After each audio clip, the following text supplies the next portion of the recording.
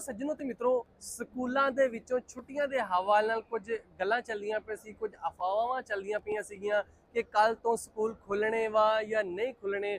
ਹਰ ਬੰਦਾ ਬੜਾ ਬੇਤਾਬ ਸੀ ਕਿਉਂਕਿ 7 ਮਈ ਨੂੰ ਜਿੱਦਾਂ ਕਿ ਛੁੱਟੀ ਦਾ ਐਲਾਨ ਕੀਤਾ ਗਿਆ ਸੀ ਔਰ ਉਸ ਤੋਂ ਬਾਅਦ ਇੱਕ ਨੋਟੀਫਿਕੇਸ਼ਨ ਜਾਰੀ ਹੋਇਆ ਸੀਗਾ ਜਿਹਦੇ ਵਿੱਚ ਉਹ ਕਿਹਾ ਜਾਂਦਾ ਗਲਤ ਸੀ, ਫੇਕ ਸੀ, ਜਿਹਦੇ ਵਿੱਚ ਕਿਹਾ ਗਿਆ ਸੀਗਾ ਕਿ 7 ਤਾਰੀਖ ਤੋਂ ਲੈ ਕੇ 10 ਤਾਰੀਖ ਤੱਕ ਛੁੱਟੀਆਂ ਵਾ। लेकिन वो जो नोटिफिकेशन सीगा वो गैर कानूनी सीगा, वो बिल्कुल ओरिजिनल नोटिफिकेशन नहीं है ऐसी, जिसकी वजह तो ਜਿਹੜਾ ਕਿ ਤਲੀਮੀ ਬੋਰਡ ਹੈ ਉਹਨਾਂ ਨੇ ਜਨਾਬ ਆਪਣੀ ਪੋਰਟਲ ਤੇ ਆਪਣੀ ਵੈਬਸਾਈਟ ਦੇ ਉੱਤੇ ਬਕਾਇਦਾ ਦੱਸਿਆ ਗਿਆ ਕਿ 8 ਮਈ ਨੂੰ ਸਕੂਲ ਦੁਬਾਰਾ ਤੋਂ ਓਪਨ ਹੋਣਗੇ।